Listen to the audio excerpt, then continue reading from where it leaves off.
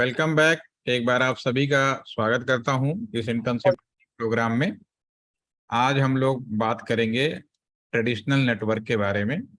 कल हम लोगों ने डिस्कस किया, उसमें सिंपली ये समझ में आया कि जो हमारा टेलीकॉम है उसी का मॉडिफिकेशन हुआ है आईटी कम्युनिकेशन। सीधी सी बात है टेलीकॉम का, या ये कह सकते हो कि the new version of telecommunication is known as IT. अब आईटी चलाने के लिए डेफिनेटली हमें स्मार्ट डिवाइसों की ज़रूरत पड़ती है जो इंटरनेट से कनेक्ट होते हैं। ठीक है। और आज का जो डिवाइसेज है वो एआई डिवाइसेज आ गया है समय। और जो नेक्स्ट टेक्नोलॉजी आपकी जाने वाली है मेटावर्स में। मेटावर्स का नाम होपफुली कि आप लोगों ने सुना होगा। सुना है, यस या नो? यस। अर्पिता, आपने मेटावर्स का नाम सुना है, हाँ या ना? आप में से जो लोग भी कंफर्टेबल हैं अनम्यूट हो जाएं, बात करने में कोई दिक्कत नहीं है। आप बात करेंगे, सभी को स्मार्ट बनना है, ठीक है ना? अगर कोई कहीं ऐसी जगह है तो उनके लिए मैं बाउंड नहीं करूंगा, लेकिन बाकी जो लोग बात कर सकते हैं डेफिनेटली बात करें। रिकॉर्डिंग होगी तो आपके लिए भी अच्छा है। यस। अर्पिता, आपने क्या मेटावर्स का नाम सुना है? नहीं सुना है। Atulya? Sir, it's a virtual reality based one. Very nice, very nice, very nice. Definitely upcoming time is come on at metaverse. अभी तक हम लोग कम्युनिकेशन में हम एक दूसरे से जुड़ने के लिए बात करते थे, लेकिन एक समय ऐसा आएगा कि एक मेटावर्स में जो अभी मैं ट्रेनिंग दे रहा हूँ, अभी तो मैं रियल पर्सन हूँ, एज ए रियल लाइव आपके सामने ट्रेनिंग प्रेजेंट कर रहा हूँ। कल आपका मेरी जगह पे ही बिल्कुल यहाँ पे एक आर्टिफिशियल सॉफ्टवेयर मैनर में या हार्डवेयर मैनर में दोनों ही पॉसिबिलिटीज है कि यहाँ पे एक पर्सन बिल्कुल मेरे जैसा बैठा हुआ मिलेगा, और मैं उसके अंदर जो भी फिट कर दूंगा वो आपके सामने वो आपसे बात भी करेगा। और ट्रेनिंग आपको रियलाइज भी नहीं होगा रियल वर्ल्ड में कि मैं जो ट्रेनिंग दे के गया वो रियली में मैं ही था या मेरा मेटावर्स यानी वर्च, उसको अवतार बोलते हैं बेसिकली। डिजिटल ट्विन इंग्लिश में बोलेंगे, डिजिटल ट्विन और अवतार। तो मेरा अवतार दे के चला गया, ये बड़ा चैलेंजिंग है और इस पर भी हम लोग सेमिनार कर रहे हैं, पिछले 2 दिन से कर रहे हैं। इसमें हम लोग इसी चीज पे फोकस कर रहे हैं कि अगर हमने इसको परमिशन इमीडिएटली कर देते हैं, काम तो चल रहा है, देर बेर क्या कहते हैं, देर अबेर ये चीज तो आनी आनी है, लेकिन क्या इमीडिएटली इसको पब्लिकली अलाउ किया जाए या ना किया जाए? अगर पब्लिकली अलाउ करेंगे तो क्या समस्या आएगी? समस्या सबसे बड़ी ये आएगी कि हमारे अगर मैं कोई क्राइम करने लगा तो डेफिनेटली मैं नहीं कर रहा, मेरा जो क्लोन कह सकते हो या जो मेरा सॉफ्टवेयर मैनर में मेरा अवतार है, डिजिटल ट्विन पार्ट है, वो कुछ कर रहा है तो आप उसके अगेंस्ट एक्शन कैसे लोगे? क्योंकि गलती वो भी करेगा, आपसे ही बना हुआ है। तो अभी ये बड़ा काल्पनिक दुनिया है आप लोगों के लिए। अभी आप लोग सुन रहे हैं, पढ़ रहे हैं, मैंने तो कल इसको प्रैक्टिकली देखा है, तो मैं खुद सरप्राइज रह गया कि यहाँ पे 2 के यादव बैठे हुए हैं भाई। तो मैंने कहा मैं आपस में बात कर रहे, तो मुझे बड़ा हैरानी हुआ कि मैं फिल्मों में देखता था, हकीकत में पॉसिबिलिटीज हो रही है ये। ठीक है। तो इस पे अभी जो चीज चल रही है वो ये चल रही है कि क्या इस पे हम वो दे पाएंगे परमिशन, और अगर मेरा अवतार कोई गड़बड़ करेगा तो उस पर कानूनी रेगुलेशन क्या किया जाएगा, रूल रेगुलेशन क्या बनाया जाएगा, लॉ क्या बनाया जाएगा, उसके बाद ही पब्लिक को अलाउ किया जाएगा। तो खैर अपकमिंग लेवल वो होगा आर्टिफिशियल इंटेलिजेंट के बाद जो नेक्स्ट लेवल है मेटावर्स है। ठीक है। तो यहाँ तक हम लोगों ने अभी डिस्कस किया, यहाँ तक होपफुली कि आप लोग एक लेवल समझ में चुके होंगे। अगर आज मार्केट में जाएंगे ना, अगर दुकानदार कहता है कि इंटेलिजेंट फैन आ गया, तो आपको उसको इंटेलिजेंट का मतलब आर्टिफिशियल इंटेलिजेंस से समझेंगे आप। ठीक है। आज हम बात करने वाले हैं ट्रेडिशनल नेटवर्क्स के बारे में। ठीक है। अगर किसी को कल के बारे में कुछ पूछना है, मन में कोई भी सवाल हो, क्योंकि मैं टीचर नहीं हूं, बार बार कह रहा हूं, आप इंडस्ट्रियल ट्रेनिंग में जुड़े हैं, आपका काम है कि फील्ड में क्या चल रहा है, उसमें क्या चीज होनी है वो चीज करनी है। अगर आपको कोर्स सर्टिफिकेशन चाहिए तो दुनिया भर की ऑर्गेनाइजेशन है, हमारे यहाँ भी है, वो सारे जगह से लेके मैं यहाँ पे इंटर्नशिप कम इंडस्ट्रियल ट्रेनिंग के लिए बैठा हूँ, तो इसलिए मैं प्रैक्टिकली जो कुछ होता है मैं उसी के बात करता हूँ, उसी के संदर्भ में एक्सप्लेन करता हूँ। उसके दौरान जो भी कोई टर्म्स आता है, कोई चीजें आती हो, मैं उसकी बातें करता हूँ। अगर बीच में मेरी आवाज चली जाए तो प्लीज चैट में मेरे लिख दीजिएगा कि मेरी आवाज चलेगी, क्योंकि ये बैटरी पे चल रहा है तो हो सकता है कि मेरा माइक बंद हो जाए। तो मैं रिक्वेस्ट हूँ, अगर आप मेरा आवाज अगर बीच में बंद हो जाए, आप तक ना पहुंचे, तो चैट में डेफिनेटली यू राइट डाउन कि मेरा साउंड नहीं आ रहा है।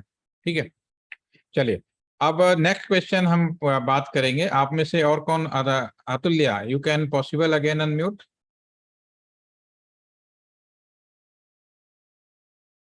अतुल्या, आप अनम्यूट हो सकते हैं, यस या नो?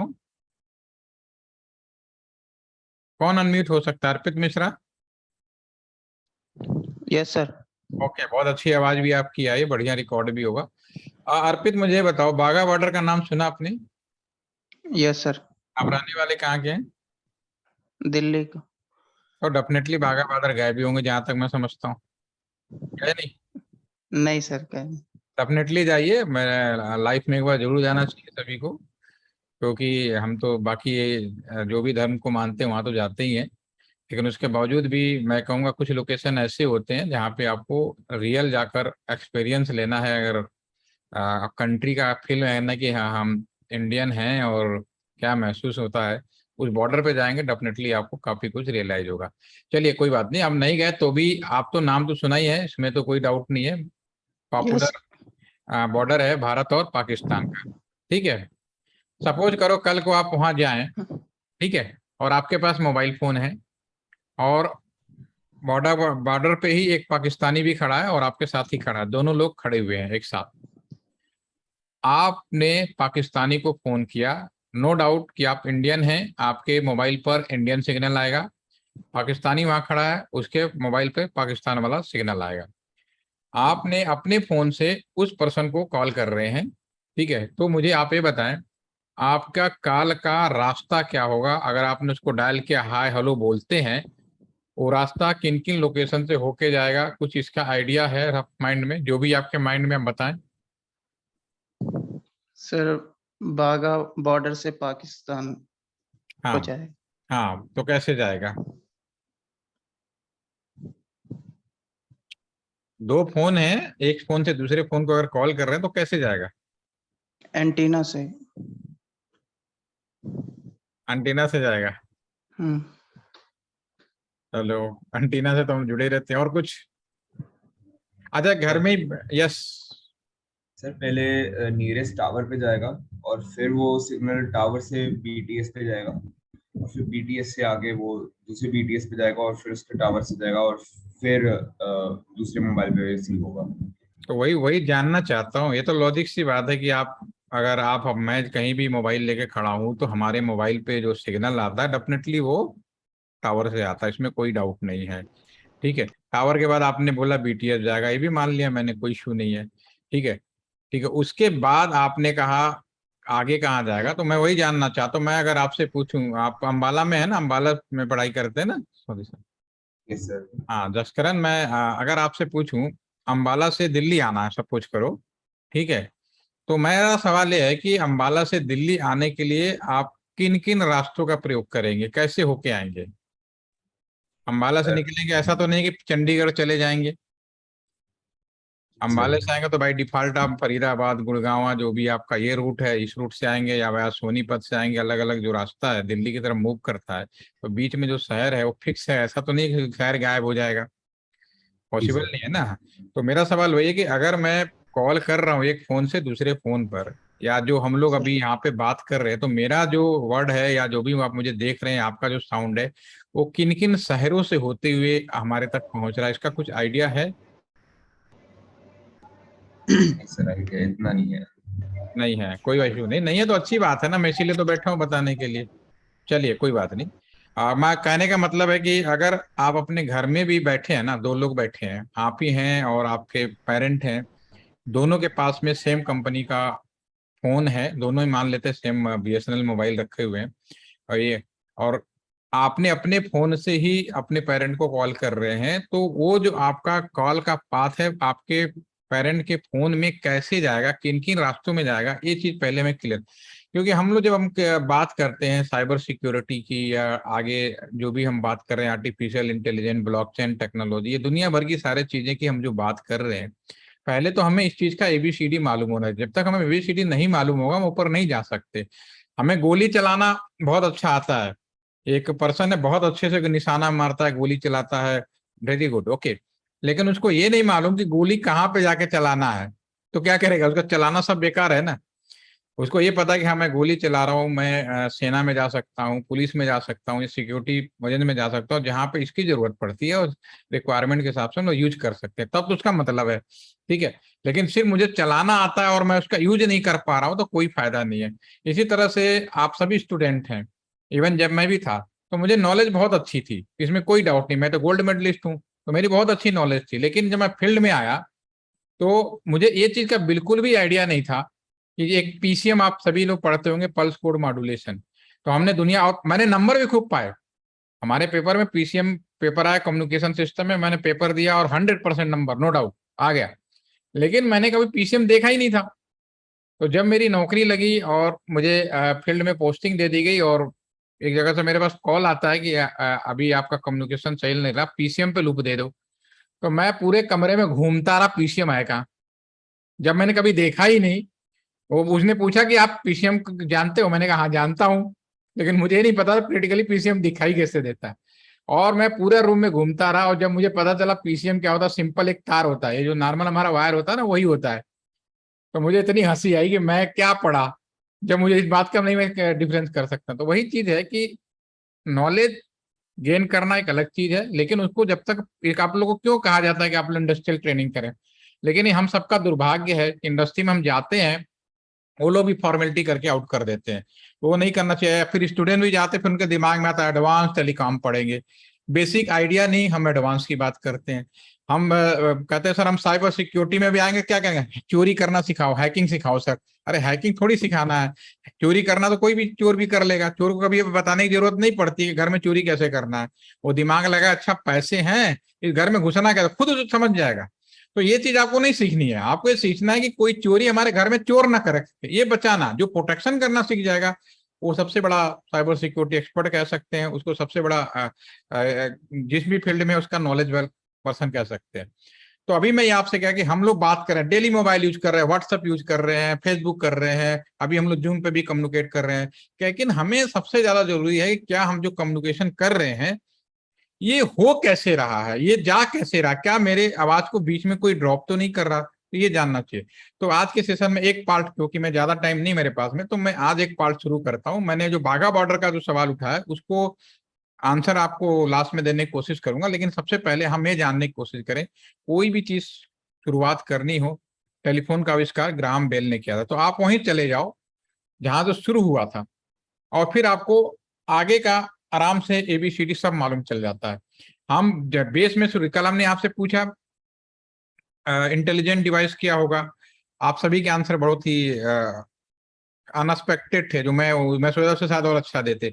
दूसरा सवाल पूछा था कि मैंने आपका स्मार्ट डिवाइस क्या होगा, उसमें भी आप लोगों ने आंसर दिया, लेकिन वो बिल्कुल एक्यूरेट पे नहीं जा पाए।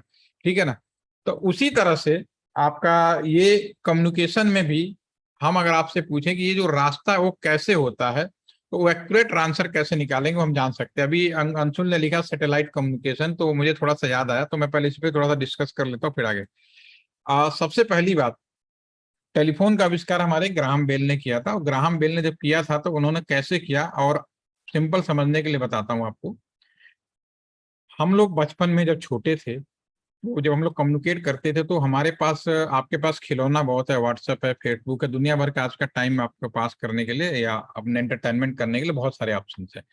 लेकिन हम लोग जब छोटे थे तो हमारे पास में इतने साधन मौजूद नहीं थे, और ये 1981, 82, 83 मैं उस समय की बात कर रहा हूँ, मैं उस समय साथ, ठीक है ना, आपसे पैदा होने से भी 20 साल पहले, बहुत सारे लोग मेरे 20 साल बाद पैदा हुए होंगे। ठीक है, तो हमारे बचपन में हम लोग का खिलौना क्या होता था, और शायद आज भी शायद कुछ बच्चे करते हैं, ये हम लोग क्या करते थे कि बचपन में एक कोका कोला का बोतल आया करता था, डब्बे सा, जो आज भी आता है कोक, आज तो बहुत सारे ऑप्शन हो गए, तो एक डब्बे कहीं मिल जाते थे, इस डब्बे में हमने छेद किया और एक सिंपल धागे से हमने इसको बांध दिया। ठीक है, यहाँ पे मैंने अपना कान लगाया, यहाँ पे हमारे जो दोस्त थे जो भी बचपन में उन्होंने तो यहाँ से जब कुछ बोलते थे तो मेरा साउंड यहाँ से लेकर यहाँ पर पहुंच जाता था, ऐसे ही मैं कुछ बोलता था, ठीक है, तो मैं यहाँ बोलता तो मेरा साउंड यहाँ से निकल कर यहाँ पहुंच जाता था। कहने का मतलब है अगर दो लोग आमने सामने भी खड़े हैं, ठीक है ना, तो सबसे पहले आमने सामने भी खड़े, तो सबसे पहले जो आपका वो आएगा मीडिया है एयर। और हवा में एक दूसरे से लोग कितनी दूरी तक बात कर सकते हैं? 30 to 50 मीटर ओनली। इससे ज्यादा दूरी हो तो हमारी आवाज सामने वाले के कान तक नहीं पहुंचेगी, यानी हमारी आवाज एक दूसरा हमारे पास में मीडिया है आपका कॉपर वायर, जो बहुत ही इंपॉर्टेंट मीडिया था, है और रहेगा। मैं अगेन बोल रहा हूँ, copper wire very important media in communication system. आज के आप किसी भी तरह का, ये सबसे पहले इंपॉर्टेंट मीडिया था, है और रहेगा। हाँ, एक चीज हमेशा याद रखिएगा, कॉपर वायर कभी भी प्योर फॉर्म में यूज नहीं किया गया कि प्योर कॉपर कहीं भी, हमेशा कॉपर अलाउ यूज किया जाता है। कॉपर के अंदर कोई मिक्सचर मिला देते हैं, फिर हमारा वो कहने के लिए कॉपर वायर होता है, बट वो प्योर कॉपर वायर नहीं होता। जब हमने कॉपर वायर यूज किया तो हमारे कम्युनिकेशन सिस्टम में जो कॉपर वायर था, जो सिंपल दो डब्बों को अगर धागे से बांध दें तो एक दूरी तक हम लोग एक दूसरे को आवाज को ट्रांसमिट कर पा रहे हैं। तो उसी तरह से अगर हम इसी दो डब्बे हों कॉपर वायर से अगर हम उसको जोड़ दें तो ये दूरी हमारी 5 किलोमीटर से 6 किलोमीटर तक भी पॉसिबल है। ये दो तरह का वायर हमारे कम्युनिकेशन सिस्टम में भी होता है। तीसरा जो हमारे पास में मीडिया है आपका ईएम या माइक्रोवेव, ये सब नाम आपने सुना होगा। ये भी, इसमें जो दूरी है डिपेंड करता है जो टावर से आप अपने मोबाइल से जो टावर जोड़ते हैं। ये 1 किलोमीटर का भी हो सकता है, 3 का भी हो सकता है, 5 का भी हो सकता है और 15 किलोमीटर तक भी पॉसिबल है। नेक्स्ट आपका जो आपका मीडिया है, आपका नेक्स्ट है आपका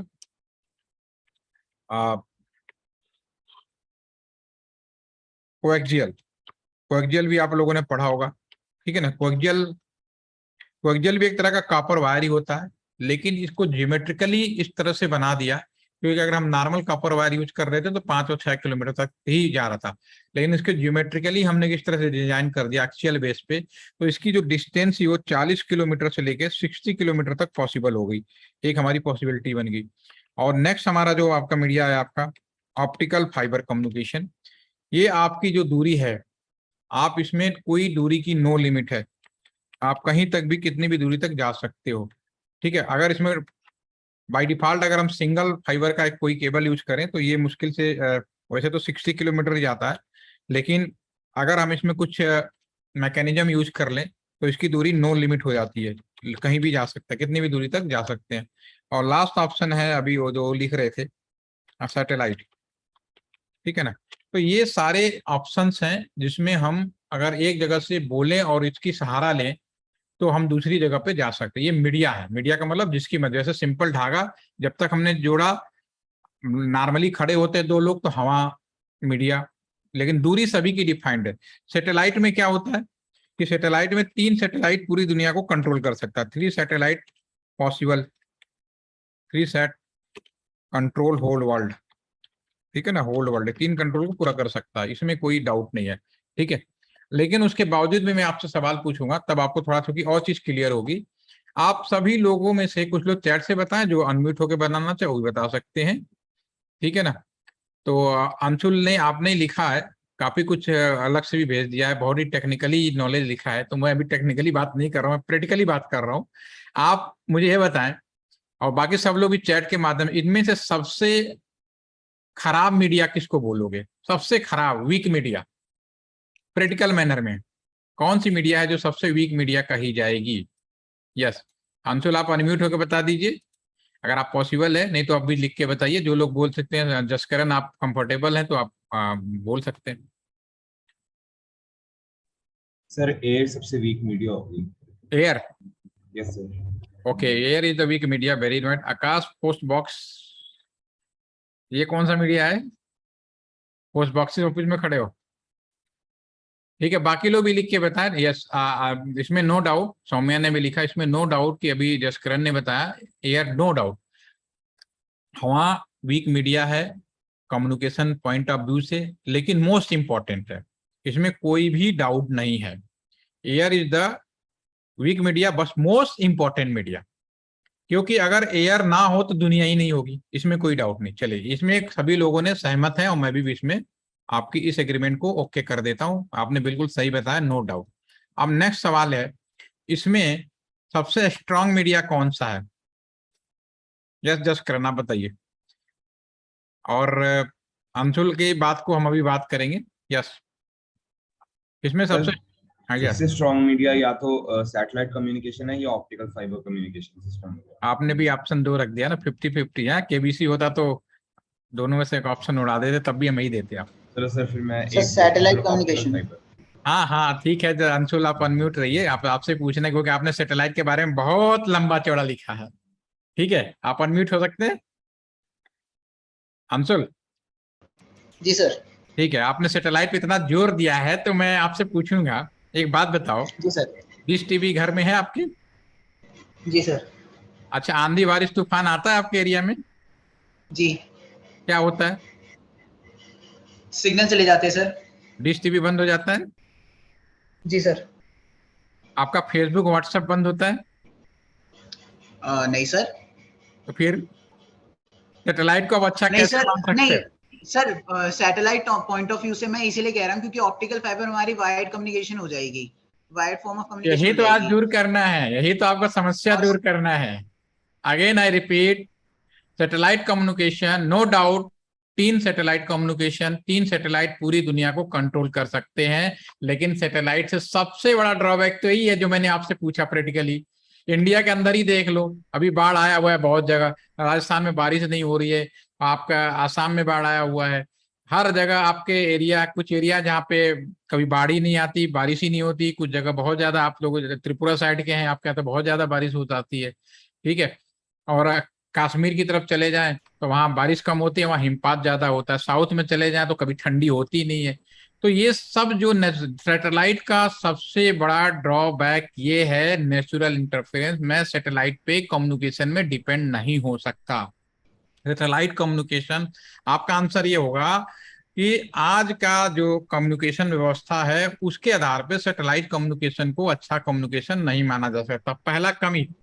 ठीक है अंशुल, नकन सेकंड कमी, मान लीजिए आपकी नौकरी लग गई, सैटेलाइट कम्युनिकेशन में लग गई, इसरो में मैंने नौकरी आपकी लगा दी, फर्स्ट क्लास एक सीनियर अफसर बन के आप बैठ गए वहां पे। ठीक है, अब मुझे ये बताओ, सैटेलाइट आकाश में चल चल रहा है, उसमें कुछ खराबी आ जाए तो क्या मैं आपको ऊपर भेज के ठीक करा सकता हूँ? Yes sir, Anshul. सैटेलाइट के साथ इंजीनियर्स तो भेजे जाते हैं ना जो वहां पे वो सैटेलाइट की केयर करते हैं। अरे ये किसने बोल दिया? कोई भी मैल फंक्शनिंग नहीं, कोई भी मैल फंक्शनिंग होती है तो सर उनके हब नहीं होते हैं भाई, वहां नहीं पे, नहीं ऊपर नहीं वो लोग नहीं नहीं करवा नहीं, देते हैं अरे उनसे चीज। पॉसिबल ही नहीं है, हवा में कौन रहेगा? पर सर अगर अगर एक पर्सपेक्टिव मैं आपको बताऊं तो हाँ वायरलेस कम्युनिकेशन और वायर्ड कम्युनिकेशन में अगर हम बात करें तो सर वायरलेस अभी आएंगे, कम्युनिकेशन ज्यादा चिंता ना बेटर करो, होता है। अभी अभी हम उस पे आएंगे, डोंट वरी। मेरा सेशन खत्म होने के बाद तुम्हारे हर सवालों का जवाब कुछ सवालों के अपने आप मिल जाएंगे, और जो भी कंफ्यूजन है दूर हो जाएगा। अभी मैं जो पूछ रहा हूँ उसका बताओ। तुमने अभी बोला कि जी सर। सैटेलाइट में इंसान भेजे जाते हैं, इंसान नहीं भेजे जाते भाई, पॉसिबल ही नहीं है। वो इंसान भेजे जाते हैं जो कुछ समय के लिए नक्षत्र में घूमकर वापस आ जाते हैं। इंसान रेगुलर जो सैटेलाइट होता है उसमें तो इंसान होता ही नहीं, वो तो पॉसिबल ही नहीं है भाई। यू इट इज लॉजिकल, सोचो। आपने जो सोचा कि जो गए वो तो स्पेस में घूमने जाते हैं, कोई 1 महीने के लिए जाता है, कोई 45 दिन के लिए जाता है, वो अलग चीज है। वो सर्वे करने के लिए जाते हैं, एक अलग से वो चीज। लेकिन जो सैटेलाइट कम्युनिकेशन का हुआ, जो सैटेलाइट यूज किया जाता है प्रैक्टिकली, उसमें इंसान नहीं होते, रख ही नहीं सकते भाई। और सैटेलाइट खराब हो गया तो खराब ही रहेगा, हवा में रहेगा, आप जो ठीक नहीं कर सकते। दूसरा सबसे बड़ा ड्रॉबैक है। तीसरा सबसे बड़ा ड्रॉबैक का आपके पास, सैटेलाइट बनाने में कितना समय लगता है अंशुल? पूरी कंफ्यूजन दूर करो, मैं इसलिए बोल रहा हूं, पहले एक एक मेरे सवाल का जवाब देते रहो। अनम्यूट रहो अंशुल प्लीज, क्योंकि आपके अंदर मैं देख लिया बहुत ज्यादा कंफ्यूजन है, दूर करना। आप ये बताओ, यस सैटेलाइट बनाने में क्या लगता है, कितना टाइम लगता होगा? सर, आराम से 2-3 साल तो लगे जाते हैं। बिल्कुल, पुराना जो ट्रेडिशनल सैटेलाइट बनते थे कम से कम 5 साल, 8 साल, 10 साल। अब टेक्नोलॉजी बदल गई है, उसके बावजूद भी कम से कम 2 से 3 साल। आपने बिल्कुल सही बोला, इसमें नो डाउट। और एक बात बताओ, सैटेलाइट हमने बना दिया, अब उसको लॉन्च करें क्या? इतना पैसा खर्च करके हमने बनाया, हम उसको लॉन्च करें, क्या आप गारंटी दे सकते हैं कि सही तरीके से लॉन्च हो जाएगा? No sir. फिर तो इतना टाइम, इसीलिए सैटेलाइट कम्युनिकेशन को बहुत अच्छा कम्युनिकेशन अब तक नहीं माना गया है, पहली चीज है। ठीक है, लेकिन आने वाले समय में सैटेलाइट कम्युनिकेशन का एक नया स्वरूप आया है जिसका नाम है इनमारसैट। ये अभी ट्रेडिशनल जो हमने बात की वो ट्रेडिशनल सैटेलाइट की बात थी, ठीक है ना, जो कहीं भी फिट नहीं बैठता कम्युनिकेशन के लिए। थोड़े बहुत डिश टीवी चल रहे हैं, बहुत अच्छी बात है, बहुत सारा चीज हम लोग डिपेंड होते जा रहे हैं, लेकिन हम 100% डिपेंड नहीं हो सकते सैटेलाइट के ऊपर, ठीक है। अब अब जो नया सैटेलाइट है जिसका नाम है इनमारसैट, और आपकी जानकारी के लिए बता दूं, इनमारसैट का सन 2016 में बीएसएनएल ने ऑलरेडी लॉन्च कर चुका है, और इसका इंटरनेशनल गेटवे इसी एएलटी सेंटर के कैंपस में है, इसी एएलटी सेंटर के कैंपस में है, ठीक है ना। ये सैटेलाइट केयू बैंड और दुनिया भर के नए बैंड में काम करता है, जिसमें ना आंधी बारिश तूफान किसी का कोई असर नहीं पड़ता। लेकिन अभी ये सैटेलाइट जिस दिन पब्लिकली परमिशन दे दी गई कि सैटेलाइट फोन देना है सभी को, इसके लिए 2 कंपनियां लगी हुई हैं। एक स्पेस एक्स के नाम से कंपनी है, आप सर्च करना गूगल में, स्पेस एक्स के नाम से कंपनी है। दूसरा बीएसएनएल का इनमारसैट है, ऑलरेडी इंप्लीमेंटेड है। जिस दिन ये परमिशन दे दी जाएगी इन दोनों सैटेलाइट व्यवस्थाओं को, उस दिन आप ये 4G 2G 3G जो बातें कर रहे हो ना, भूल जाओगे, फेंक दोगे। ये कौन सा जी, ये कौन सा जी? आज से 20 साल बाद पूछेगा कोई, अरे आपको चलो फादर बन जाओगे तो कहेगा पापा ये बताओ ये 4G 5G क्या होता था, वो ये पूछेगा, क्योंकि उस समय सब जी नहीं होगा। 6G के बाद 7G नहीं आने वाला है, ये हमेशा आप याद रखिए, क्योंकि सैटेलाइट का जमाना आने वाला है। तो अभी वो अंडर प्रोसेस है, लेकिन उसका जो ड्रॉबैक, अभी जो पुराना सैटेलाइट वो बताया, नया सैटेलाइट का ड्रॉबैक ये है कि अभी उसको बनाने में हर कंट्री नहीं बना सकती, सबसे बड़ी बात। दूसरा, अभी तक उसमें कोई खराबी आ जाए तो उसको ठीक कैसे किया जाए, उसका एक बड़ा चैलेंजिंग अभी भी हमारे सामने पड़ा हुआ है, ठीक है। तो भविष्य में डेफिनेटली सैटेलाइट आएगा, होगा, इसमें कोई डाउट नहीं है, लेकिन आज की डेट में अभी सैटेलाइट को अच्छा कम्युनिकेशन नहीं माना गया है। उसका रीजन आपके सामने प्रैक्टिकल मैनर में, किताबी ज्ञान मत जाओ, रियलिटी यही है। वरना आपके हाथ में सैटेलाइट फोन होता है, कौन मोबाइल देता, ठीक है। आज के जमाने में जो कम्युनिकेशन होता है ऑप्टिकल फाइबर से अभी हो रहा है, और आपके घरों में भी ऑप्टिकल फाइबर हो जाता है। अब रहा वायरलेस की बात, उसको भी हम दूर करते हैं, ठीक है। अभी आ जाओ, एक पीपीटी की मदद लेता हूं, उसके माध्यम से मैं आपको बताने की कोशिश करता हूं।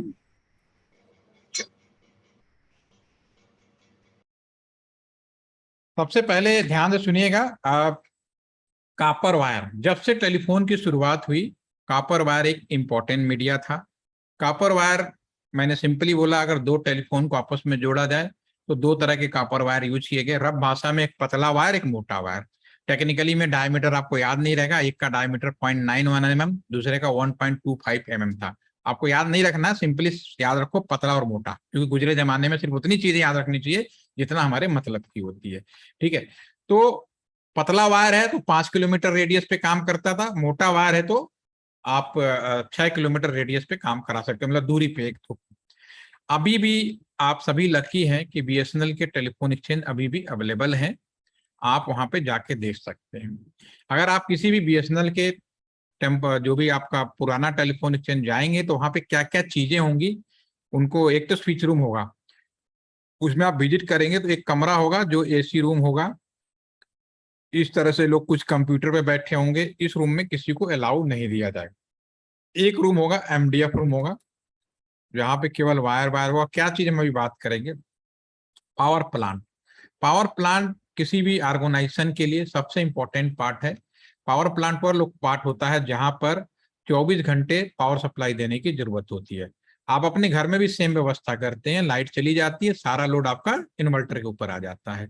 आप घर में इंतजार कर सकते हो कि लाइट कब आए, लेकिन ऑर्गेनाइजेशन में वेट नहीं किया जा सकता। तो वेट ऑर्गेनाइजेशन में क्या होता है, वहां जो व्यवस्था बनाई जाती है, एक तो मेन सप्लाई रहता ही है, मेन सप्लाई अगर फेल हुआ तो सारा लोड बैटरी पर आ जाए, ठीक है। और हम वहां पे इंतजार नहीं कर सकते कि मेन सप्लाई कब वापस आएगी, तो हम लोग जनरेटर व्यवस्था रखते हैं, तो हम जनरेटर चला देते हैं, हमारा लोड जनरेटर पे आ जाता है, फिर ऑटोमेटिकली फिर हमारा जब मेन सप्लाई वापस आ जाए। यानी कि जो पावर प्लांट का ये पूरे दुनिया में एक ही कॉन्सेप्ट है, मेन सप्लाई फेल होगा तो बैटरी पे आ जाएगा और जनरेटर चलाएंगे, और इन सबको मैनेज करने वाला एक पावर रूम होता है, जो यहाँ पे आपको यहाँ पे दिखा रहा है, एक डिश पावर रूम, ठीक है।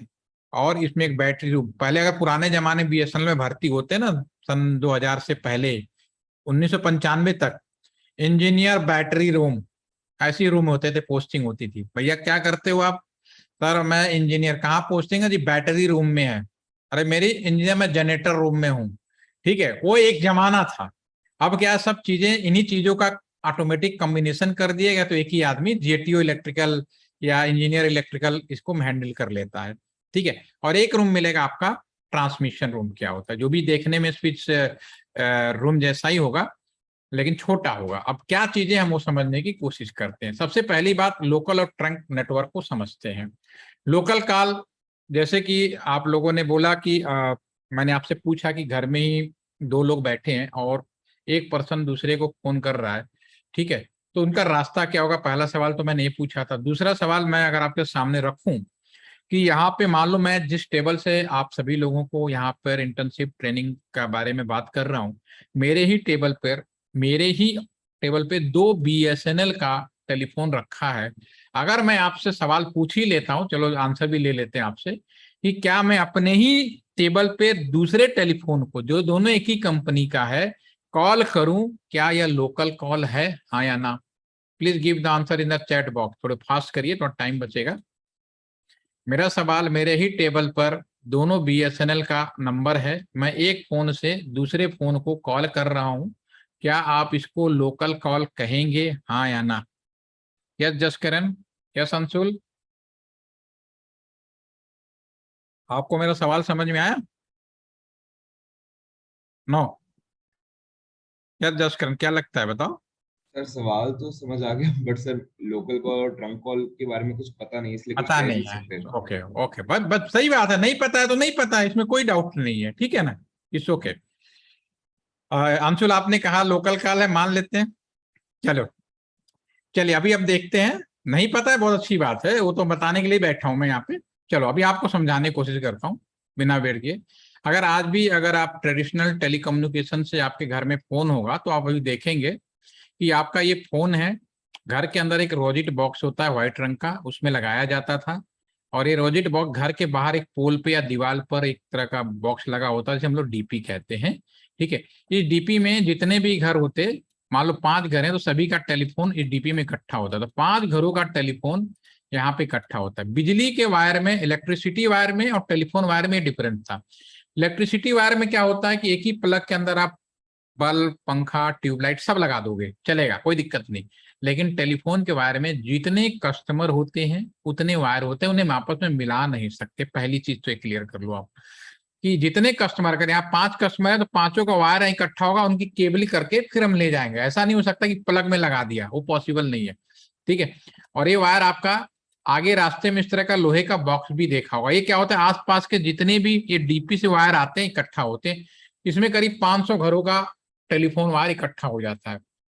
उसके बाद ये आपका फिर इसके बाद आपका कैबिनेट, इसी तरह का बड़ा बॉक्स। ये क्या होता है, ये सारे जो पिलर के वायर यहाँ इकट्ठा हो जाए, इसमें कुछ नहीं होता। कैबिनेट में एक नाम दिया हुआ है, लेकिन एक क्या है कि आस पास के 5 या 6 किलोमीटर के दायरे में जो भी कस्टमर होते हैं, उन सबका वायर, क्योंकि टेलीफोन की शुरुआत हुई कॉपर वायर से हुई। कॉपर वायर की दूरी क्या है, 5 या 6 किलोमीटर। इसी वजह से आपने ये देखा होगा कि बीएसएनएल का जो टेलीफोन एक्सचेंज है, हर 4 कदम पे चलो तो टेलीफोन एक्सचेंज मिलता है। वो 4 कदम नहीं है, आप ये समझो कि 6 किलोमीटर या 5 किलोमीटर का रेडियस है। उसका कारण यही है।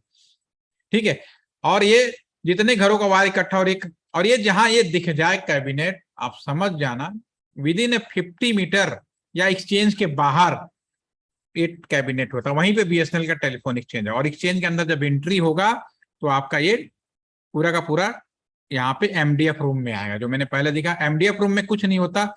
आस पास के 5 से 6 किलोमीटर के दायरे में जो भी कस्टमर होते हैं, उन सबका वायर यहाँ पे इकट्ठा हो जाता है और फिर ये यहाँ पे स्विच रूम में जुड़ता है। अब मान लीजिए ये जसकरण है, ये मान लेता हूं अंशुल है, ए और बी दोनों एक ही एरिया में रहते हैं और दोनों का वायर इसी वायरों में है। ध्यान से सुनिएगा, 5 किलोमीटर के रेडियस में है, जसकरण भी वही रह रहे हैं और अंशुल भी रह रहे हैं वहीं पे। ठीक है, और मान लो जसकरण ने अंशुल को फोन करने की कोशिश करी, तो ये रास्ता हुआ। और अंशुल भी चूंकि इसी एरिया में रह रहे हैं, उनका भी वायर इन्हीं में है, पुराने जमाने में यहाँ पे इंसान बैठा करते थे जिन्हें हम लोग टेलीफोन ऑपरेटर कहते थे।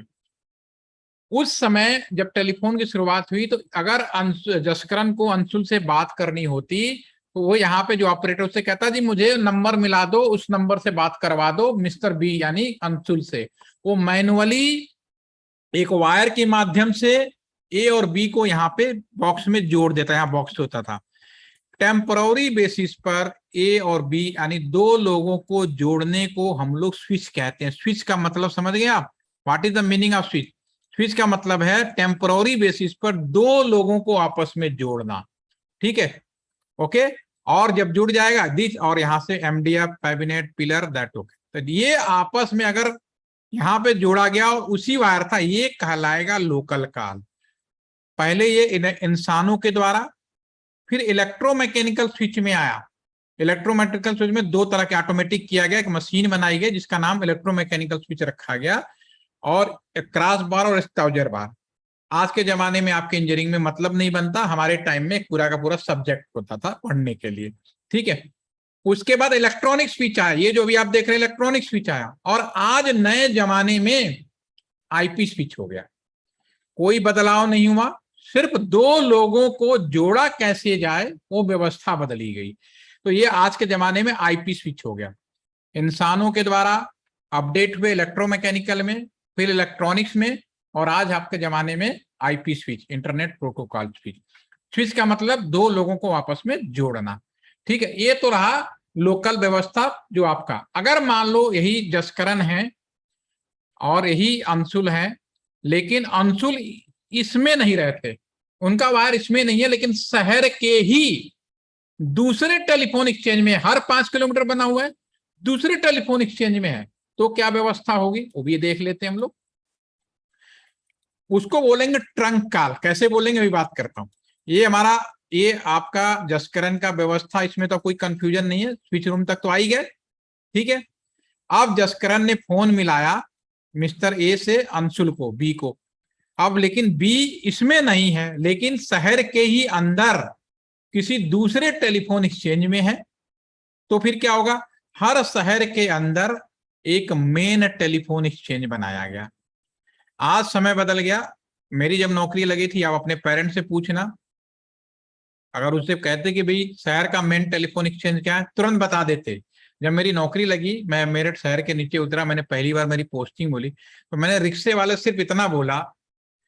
उसने पूछा सर कहाँ जाना चाहेंगे आप, तो मैंने कहा भाई मुझे जाना है मेन टेलीफोन एक्सचेंज। मुझे बताने की जरूरत ही नहीं थी कि मेन टेलीफोन एक्सचेंज शहर के किस एरिया में। कहा बैठो रिक्शे में, और लेके दौड़ाते हुए मुझे मेन टेलीफोन एक्सचेंज पहुंचा दिया। फिर ठीक उसी प्रकार जैसे कि शहर का बस स्टैंड कहाँ होता है, रेलवे स्टेशन कहाँ होता है, पोस्ट ऑफिस कहाँ होता है, उसी तरह से मेन टेलीफोन एक्सचेंज सभी को मालूम था, भिखारी तक को पता होता था। इतनी ज्यादा इंपॉर्टेंट थी एक जमाने में।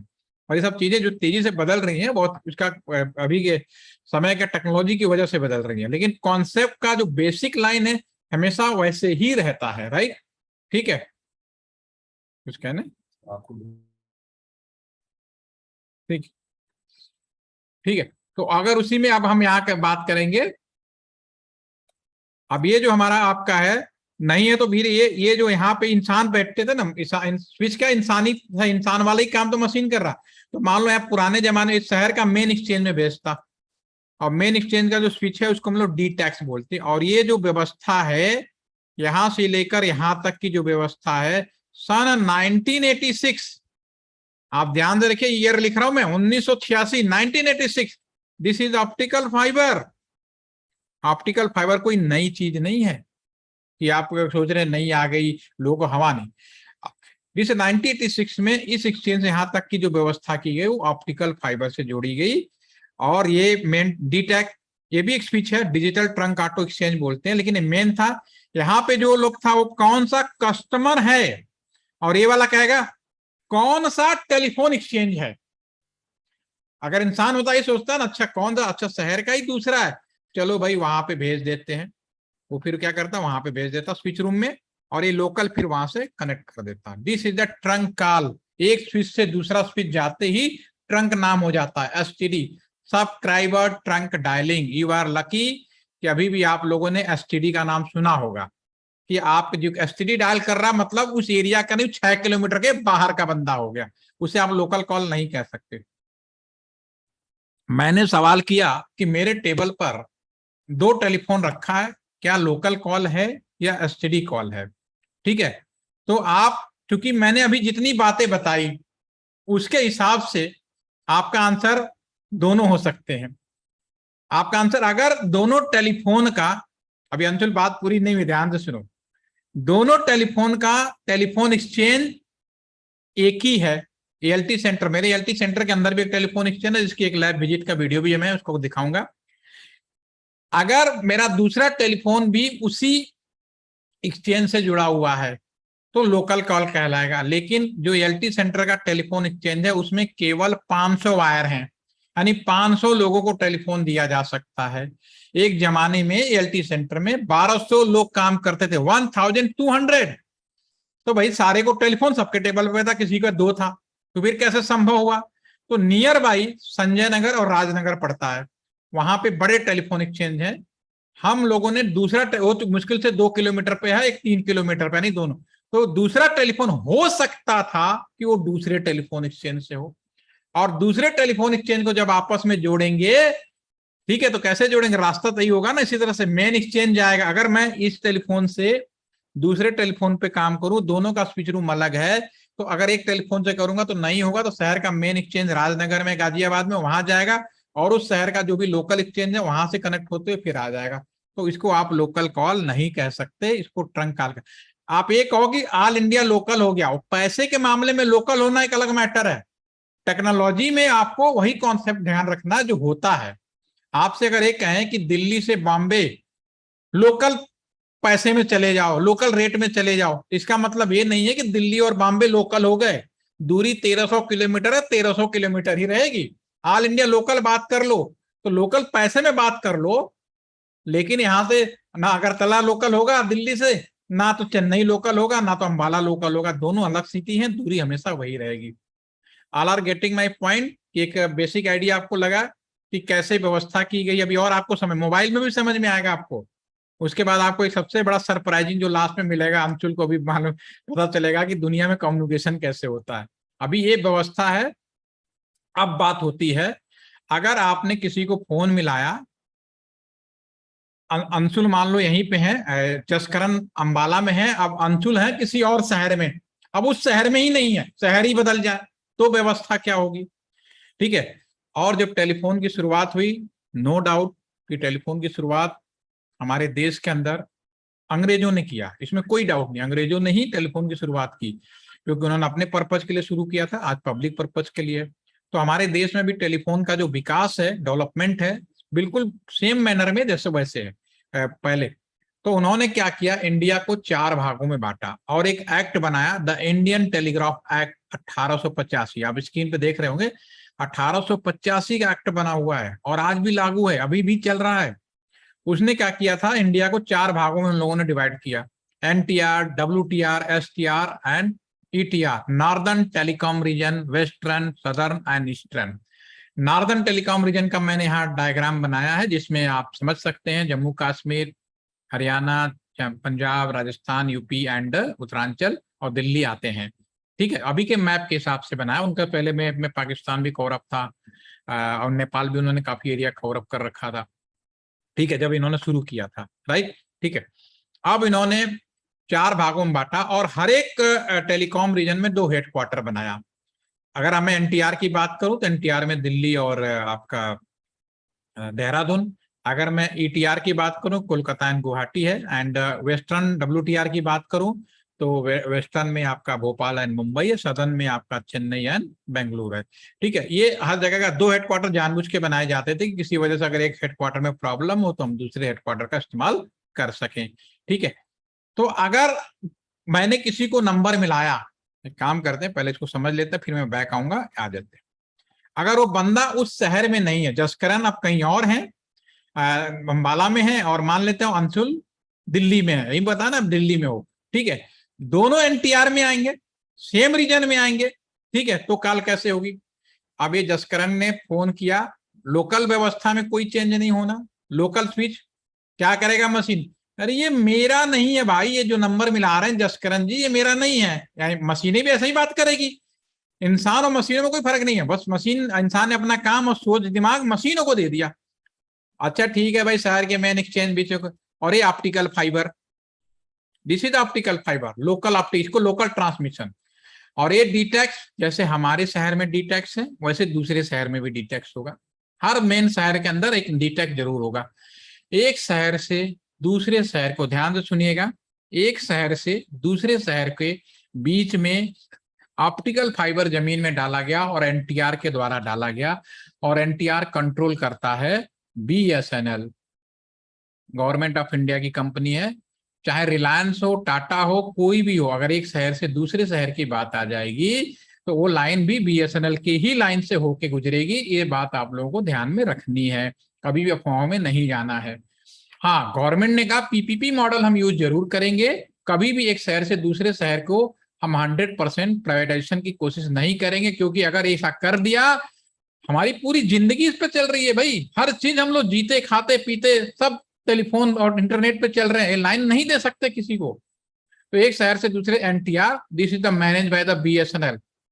ओके, हमारा ये ऑप्टिकल फाइबर पहले बहुत कोएक्सियल भी होते थे, माइक्रोवेव भी खत्म हो गए। अभी भी कई एरिया है जहाँ पे हम लोग फाइबर नहीं डाल पाते, तो वहां पर माइक्रोवेव टावर या का यूज कर लेते हैं। उस शहर में भी डीटेक्स होगा, दिल्ली में भी डीटेक्स हो गया, लोकल ट्रांसमिशन से जिस स्विच रूम में जुड़ा है वहां जुड़ेगा। कोई कंफ्यूजन तो नहीं है? ऑल आर ओके, समझ पा रहे हैं आप लोग मैं क्या बोलना चाह रहा हूं? ठीक है। और सबसे बड़ी बात, लैंडलाइन और मोबाइल की बात, अभी मैंने लैंडलाइन से शुरू किया आपको। लैंडलाइन में एक चीज आपको समझ में आ जाएगा, जितने कस्टमर उतने वायर। ठीक है, अगर अब समय के साथ टेलीफोन की डिमांड बढ़ने लगी, बहुत ज्यादा टेलीफोन मांग आने लगा, तो गवर्नमेंट ने कहा भैया कोई रास्ता ढूंढो, इतने वायर डालेंगे तो पागल हो जाएंगे, पैसे नहीं है हमारे पास और टेलीफोन सबको देना है। तो उन्होंने कहा भाई एक काम करते हैं, लोकल में कस्टमरों को मोबाइल के द्वारा जोड़ दिया जाए। और कुछ नहीं हुआ है, मोबाइल भी आप सोच रहे हैं वायरलेस, कुछ नहीं है वायरलेस, सिर्फ अपने, अभी यहाँ पे आपको दिखाता हूँ, ये यहाँ देखिए, ये हमारा लैंडलाइन की पुरानी व्यवस्था है, इसको आप समझ में आ गए। अभी जो अभी जसकरण बीएससी एमएससी बोले तो उनकी भी लैंग्वेज अभी बिल्कुल क्लियर हो जाएगी। अब क्या हुआ कि हमने क्या किया भाई, यहां से यहां तक घरों तक कस्टमर को बिछाने के लिए कॉपर वायर डालने में एक तो बहुत मरम्मत, बहुत टेंशन, बहुत आपके गुजराती में बोलते हैं मगदगारी, पता नहीं क्या जो भी लैंग्वेज भूल गया मैं, बड़ा अच्छा लैंग्वेज है। ठीक है, माथा पच्ची कह सकते हो अपने यूपी की भाषा में मैं बोलूँ। ठीक है, इतना वो करने में बहुत, तो उन्होंने कहा भाई ऐसा करते हैं, ये जो एमडीएफ की जगह पे हम यहाँ पे एक काम करेंगे, ये जो वायर की जगह हमने टावर लगा दिया, कस्टमर यहाँ वायर से ना जुड़ के टावर से जुड़ जाएगा। और इस टावर से एक फायदा ये हुआ कि अभी तक जो हमारे कस्टमर थे 1024 कस्टमर इससे जुड़ सकते हैं वायरलेस। और ये फिर जो टावर है ये भी ऑप्टिकल फाइबर से, एमडीएफ का नाम भले बदल देने से काम नहीं बदल गया, बीएससी। तो जसकरण बीएससी क्या है, नियर बाई जितने भी टावर हैं उनको इकट्ठा कर दिया, यानी जितने भी कस्टमर हैं उनको इकट्ठा कर दिया। और फिर कहां जाएगा, स्विच रूम में, स्विच रूम का नाम एमएससी कर दिया है तो ही ना। अब स्विच रूम का काम क्या है, किस कस्टमर का है, खुद का है तो भैया वापस आ जाओ यहीं पे, नहीं है तो भैया मेन एक्सचेंज भेजो, आगे सब वायर्ड है, कहीं भी जाएगा।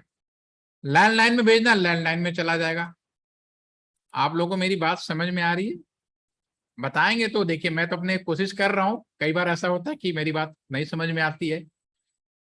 Jaskaran you are clarified, because आपने मोबाइल का बोला था, पहले आप बताएं, अभी तो कोई कंफ्यूजन तो नहीं है? आप अगर आगे सोच रहे हैं कि आगे वायरलेस नहीं, आप सिर्फ यहाँ से नियर बाई टावर पे ही वायरलेस है, बाकी कहीं चीज, everything going to optical fibre.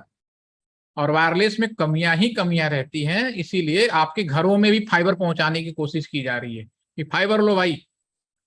और एक शहर से दूसरा शहर भी ऑप्टिकल फाइबर हो गया।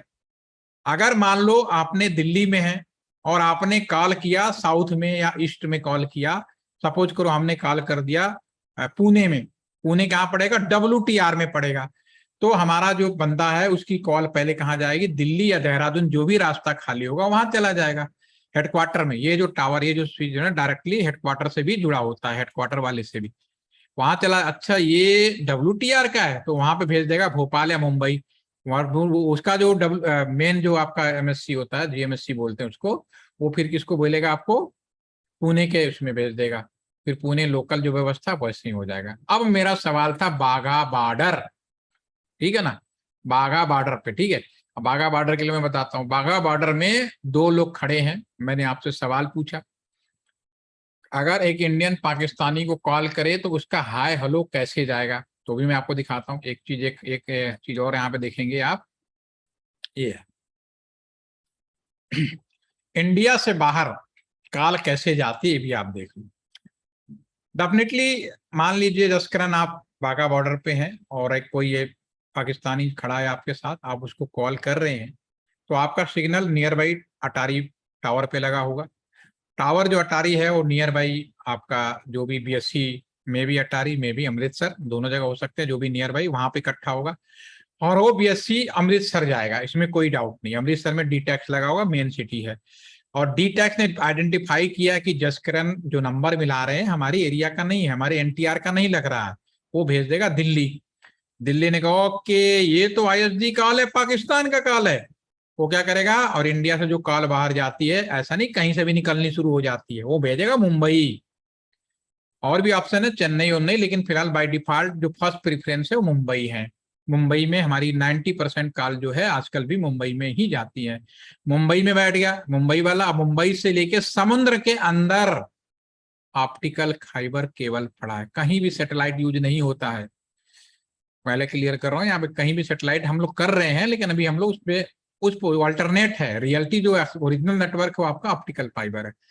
फिर हमारा ये आपका मुंबई जाएगा, मुंबई ना, अरे ये तो पाकिस्तान का है, और इंडिया पाकिस्तान का रिलेशन तो आपको पता ही है। समुद्र में सबमरीन ऑप्टिकल फाइबर समुद्र के जमीन में पड़ा हुआ है अप टू कराची तक, लेकिन यूज हम नहीं करते, वो तब करते हैं जब खीर बिरयानी खानी होती है। तो फिर कॉल कैसे होगा भाई, रास्ता बंद कर रखा है, तो बहुत आसान है, यहाँ से निकलेगा चेन्नई सिंगापुर होते हुए जापान, जो दूसरी लाइन है उसका इस्तेमाल होता है, अमेरिका में एंट्री करेगा, यहाँ से निकला घूमते हुए अमेरिका में एंट्री हुई, अंडर जो भी व्यवस्था हो, दूसरा निकलेगा लंदन, घूमते हुए लाल सागर से होते हुए घुसते हुए दुबई, अफगानिस्तान में घुसते हुए पाकिस्तान, यानी लोकल व्यवस्था पाकिस्तान की वही होगी। 2 लोग खड़े थे, आपका हाय हेलो पूरी दुनिया घूम करके आ गई। इतना लंबा पाथ, इसीलिए भारत से अमेरिका कॉल करना सस्ता है, पाकिस्तान कॉल करना महंगा है। ये भी एक सवाल का जवाब मिल गया होगा, ठीक है। मोबाइल और लैंडलाइन का कोई भी डिफरेंस नहीं होता, ये भी आपको समझ में आ गया होगा, ठीक है। यस अंशुल, अब सवाल करो क्या है, अब आपके मन में कोई कंफ्यूजन हो तो पूछ सकते हो, अभी क्लियर करो, फिर मैं अभी आपको एक वीडियो दिखाता हूँ। Have you any confusion now, line clear, या सरप्राइज हो गए कि ऐसा होता है अंशुल? Yes, sir. अब आप क्लियर हो रही है आपको मेरी बात, ये रियल नेटवर्क है, ऐसा नहीं कोई भी आएगा कुछ भी मिला लेगा कहीं भी केबल डाल लेगा, ऐसा पॉसिबल ही नहीं है, और ना ही करने दिया जाएगा। एक तरीका होता है, एक सिस्टमेटिक तरीका होगा, इसीलिए आगे ना आपसे बोल रहा हूँ, बीएसएनएल को 4G 5G डिले जरूर हो रहा है, लेकिन उसके रीजन आप समझ सकते हो, क्योंकि जिस दिन बीएसएनएल का 4G भी, क्योंकि अभी आपको और बताऊंगा, रिलायंस का 4G तो है ही नहीं, 3.96G है, उसने तो 4G लॉन्च ही नहीं किया आज तक, लेकिन पब्लिक के सामने डेफिनेटली इस तरह से पेश किया कि सारे लोग वो हो गए, ये लगता है कि 4G डेफिनेटली उसका जो टेक्नोलॉजी थी बाकियों से बेहतर थी, तो नो डाउट ऊपर से हमारे ही लाइन पे आकर उसने कहा कि फ्री ऑफ कॉस्ट हम आपको दे रहे हैं, ठीक है। तो ठीक है, एक वीडियो दिखाता हूँ जो रियल वीडियो है, मैं साउंड म्यूट कर दिया हूँ ताकि आप लोग आराम से सुने, इसमें बीच में कुछ बोलना बोलूंगा। ये रियल स्ट्रक्चर है ऑप्टिकल फाइबर का, अंडर सी केबल का, इसको आप ध्यान से देखिए कि केबल मूवमेंट कैसे हुआ है।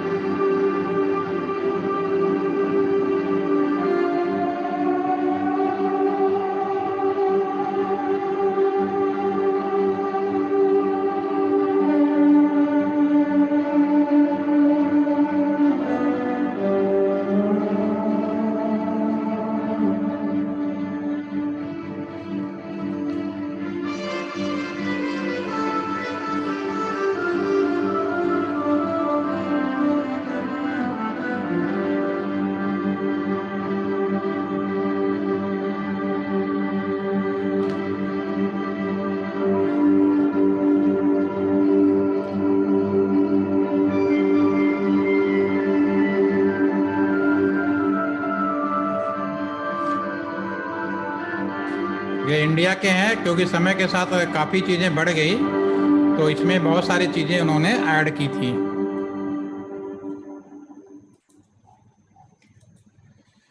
तो आपको ट्रेडिशनल नेटवर्क समझ में आया, ये रियल नेटवर्क है, ये कोई किताबी ज्ञान नहीं है, हकीकत में जो स्ट्रक्चर है वो गया है। और आपको समझ में आ गया इतना बड़ा सेटअप है, ये नहीं कि हम कुछ भी बात कर ले हवा में हवाई में, नहीं, हर चीज़ के पीछे कोई ना कोई तरीका है, बनाया गया है, मैनेज किया गया है। ठीक है, हर चीज़ की इम्पोर्टेंट होती है। फिलहाल टाइम का अभाव है तो मैं अब ज़्यादा आगे नहीं बढ़ा पा रहा हूँ। कल मैं फिर लोग मिलेंगे और हमारा रेगुलर टाइम 4 बजे का ही है, तो हम लोग उसको यूज करेंगे। अभी आपके मन में किसी भी तरह का कोई सवाल या कोई डाउट हो, कुछ नई जानकारी डेफिनेटली आप लोगों को मिली होगी।